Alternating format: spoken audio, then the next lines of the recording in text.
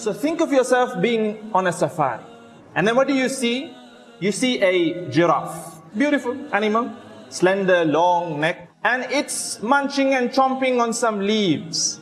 You are in the safari, you're looking and admiring this beautiful animal. And you're thinking to yourself, wow, how carefree this animal looks.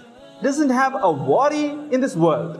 And in all reality, it is the truth. Because animals, they live in immediate response environments. Let me explain. The giraffe, whenever it's hungry, it feels hungry, it goes by a tree and it starts chomping on the leaves, hunger goes away.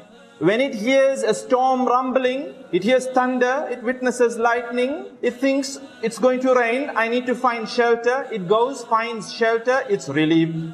When it spots a predator, an animal that's looking to hunt it immediately, the flight or fight signals, fire in its brain, it runs for safety, and once it's safe, alhamdulillah. So immediate response environments.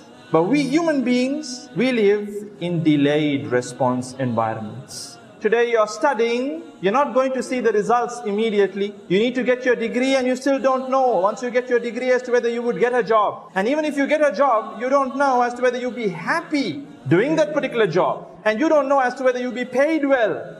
You don't know how life will turn out to be. You don't know as to whether you'll buy yourself a house. You don't know as to whether you can afford the vehicle that you're running in right now. You don't know as to whether your business will run smoothly in this particular government or the next particular government. Delayed response. And therefore, the stress factors are chronic. They're not short term. For the giraffe, it's short term. You see, anxiety is a natural response. Anxiety is a natural response. Just like depression is a natural thing, If you read about depression, when you're going through certain worries, depression kicks in to numb your feelings.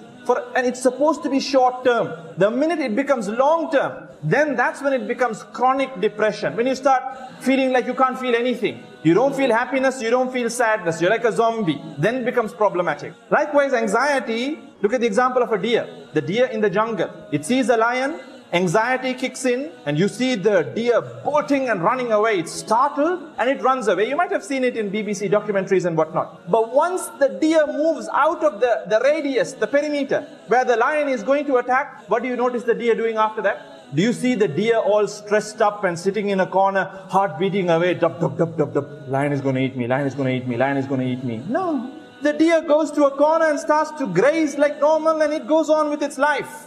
It doesn't have, chronic anxiety where it's constantly on pins and needles. The next time it spots another predator, again it runs. It goes to a safe haven. It goes back to its calm state. And this is how we're supposed to be. But we aren't that. We are constantly filled with anxious thoughts. Constantly. We're always on pins and needles.